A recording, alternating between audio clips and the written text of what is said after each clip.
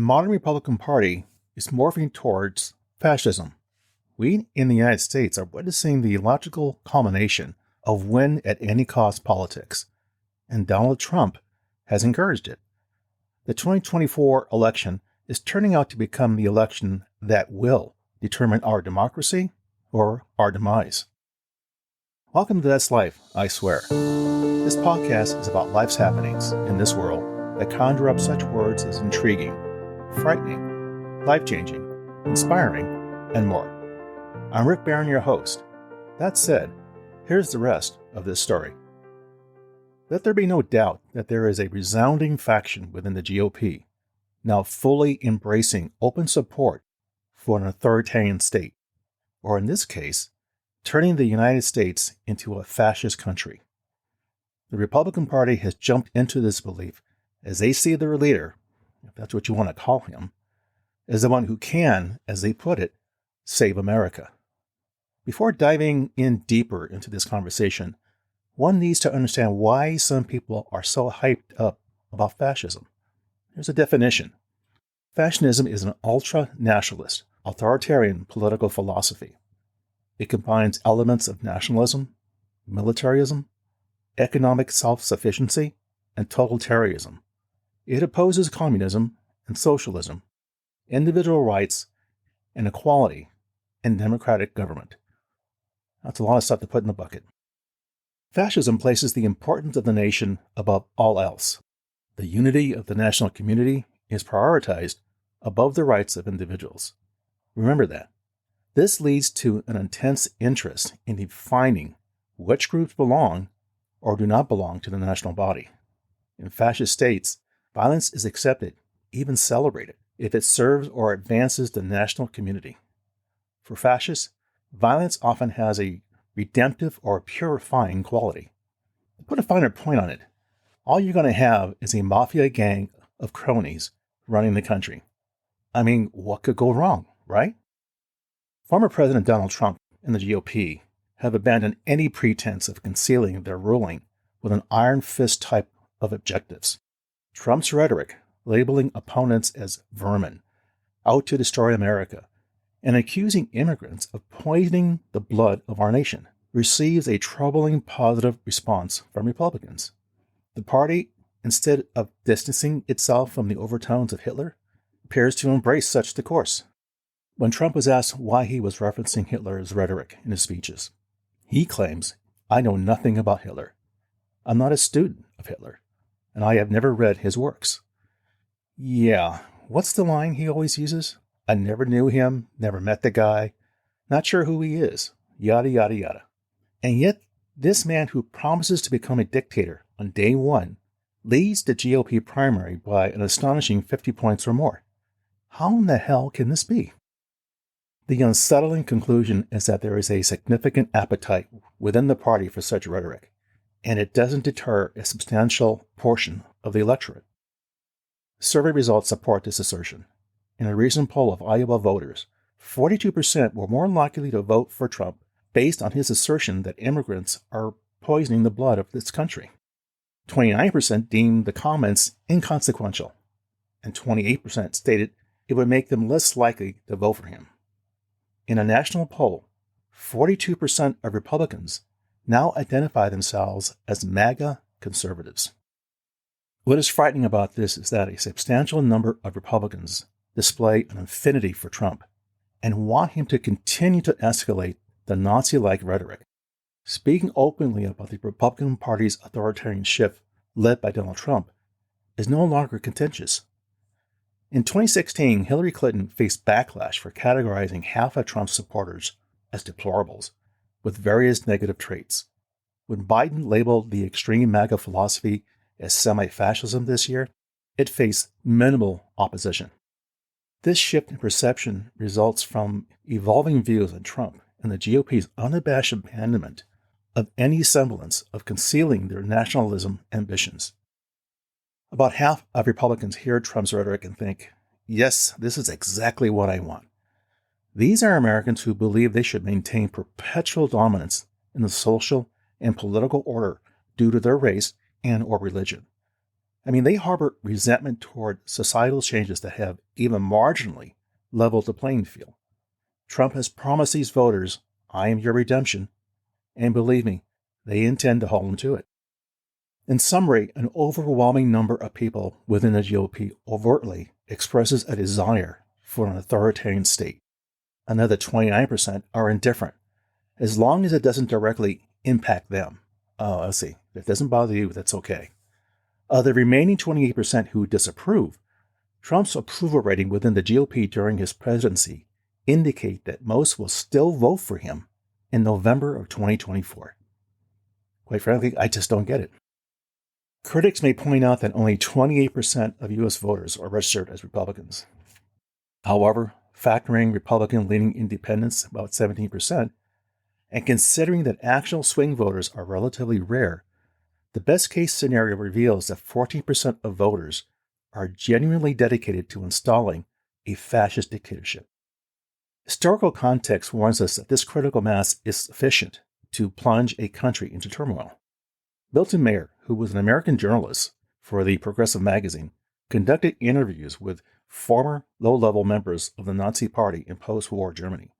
His results suggested that only 1 million out of 70 million Germans were fanatics or true believers. Now, this brings us to the present day, where one political party actively seeks to establish a dictatorship with plans to hold power for a generation or two, purging society of perceived internal threats. Meanwhile, the opposing party, a vaguely self-centered coalition, lacks the strength to bring about efficient change due to constitutional constraints and societal fragmentation. There are those who say, should Trump get reelected, we can just vote him out in the 2028 elections. Those who think this notion are missing an important fact. If Trump gets in, this guy intends to stay. The dude is not going to go anywhere. That said, he will push very hard to cancel any future presidential elections. Again, think about it. However, the truly disheartening aspect lies ahead. Many people assume that if fascism were to emerge in America, individuals would recognize it and refuse to comply. Wishful thinking. In reality, very few people are directly affected by living in such a country. Life is mostly boring and tolerable for the majority. Most people would claim that if asked to do things they know are wrong, they would refuse to comply because they are Americans who know better. Yet we are already witnessing a failure of this assumption every day in red states. What does this mean? Well, let me give you an example, which is, by the way, already happening. Let's explore a typical scenario that unfolds in emergency rooms. A young woman enters 18 weeks into her pregnancy, grappling with a rupture in her amniotic sac and the unfortunate reality of a miscarriage. The harsh truth is that the fetus is beyond salvation, and without immediate intervention, she stands the risk of either bleeding out or falling prey to sepsis. A thorough assessment by a doctor results in a swift diagnosis. However, despite the pressing nature of the situation, the medical profession finds itself paralyzed, unable to act due to the presence of a fleeting heartbeat. The doctor conveys the urgency of the situation to hospital administrators who, in response, evaluate the matter to the general counsel.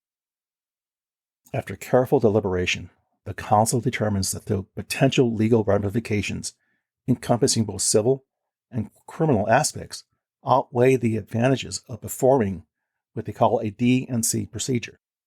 Surprisingly, this decision is relayed back to the administrators, who instruct the doctor to keep the woman waiting in her car until her condition gets even worse. Only then, in the absence of a fetal heartbeat, might the doctor be granted permission to intervene. Acknowledging the inherent ethical dilemma, the doctor grapples with the profound injustice of the situation. The hospital administrators likely share an awareness of the moral quandary. Tragically, the woman faces a slow and agonizing demise due to blatant neglect.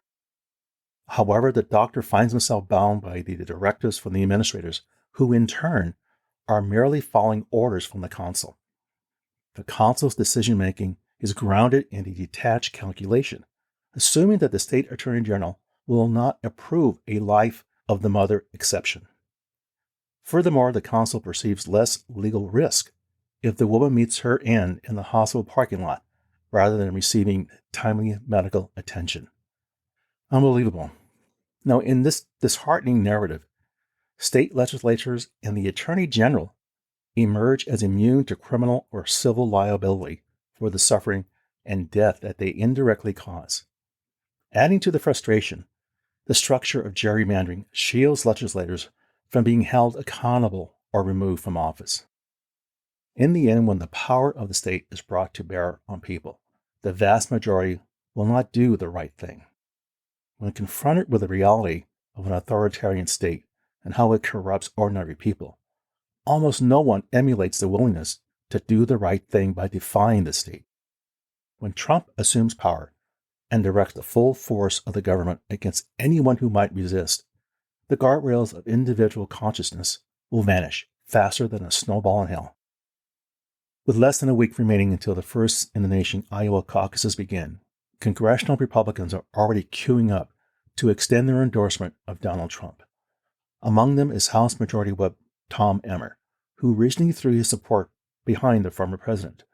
Writing on X, the platform formerly known as Twitter, the third-ranking House Republican emphasized the need for Republicans to unite behind their party's clear frontrunner. Well, allow me to refresh everyone's memory about Tom. His endorsement came almost 3 months after Trump, proudly claiming credit, blocked Emmer's bid for the House speakership, branding the Minnesota lawmaker as a globalist rhino on social media. This animosity, in part, likely originated from Emmer's refusal to vote against certifying the 2020 Electoral College results. Whatever the cause, Trump's attacks achieved the desired outcome. Emmer eventually withdrew his name for the position, facilitating the successful nomination of Trump loyalist Mike Johnson. Less than 24 hours before Emmer's endorsement, House Majority Leader Steve Scalise also declared his backing of Trump. In a statement to Fox News, Scalise asserted, "In this race, there is one man who has a proven track record of being able to save our country and get us back on track, Donald Trump." Similar to Emmer, Scalise's bid for the speakership failed to earn Trump's endorsement. Tom and Steve, are you guys really this stupid? On the Senate side, Tom Cotton, an Arkansas Republican, also endorsed Trump. He told Fox News, I look forward to working with him to win back the White House and the Senate so we can help hardworking Americans suffering from Joe Biden's disastrous policies. I don't know, they don't look too bad to me. He becomes the 19th Senate Republican to endorse Trump. In contrast, Trump's primary competitors, Nikki Haley and Ron DeSantis, have not gathered a single Senate endorsement and have only a handful of House backers between them. Now, one has to ask, are people like Scalise, Emmer, Cotton, and others kissing the ring of Trump so as to avoid being added to his revenge list?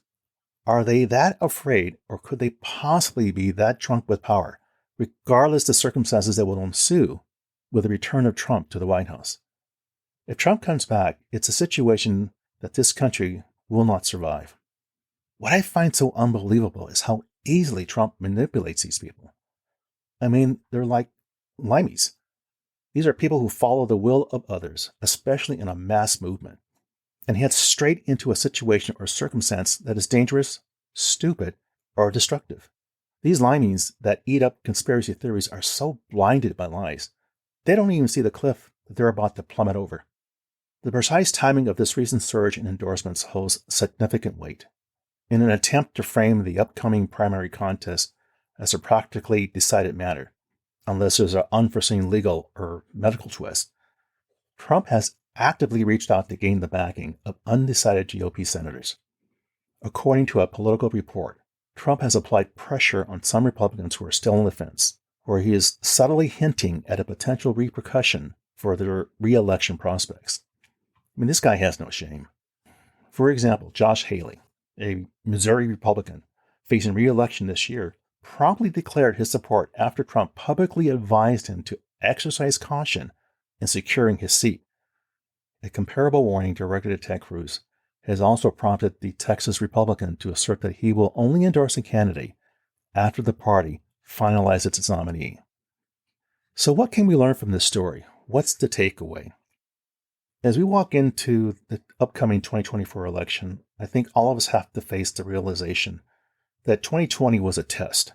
Now, most of us, we met the cause and we didn't re-elect Trump. But this time, I have to say that this is probably the most serious election we will ever face in this country. And sadly, it might be the last. So we need to understand what we're up against and understand that if we don't take Trump out again, he will take us out along with the United States of America. Well, there you go, my friends. That's life, I swear. For further information regarding the material covered in this episode, I invite you to visit my website, which you can find on either Apple Podcasts or Google Podcasts for show notes calling out key pieces of content mentioned and the episode transcript. As always, I thank you for listening and your interest. Be sure to subscribe here or wherever you get your podcasts so you don't miss an episode. See you soon.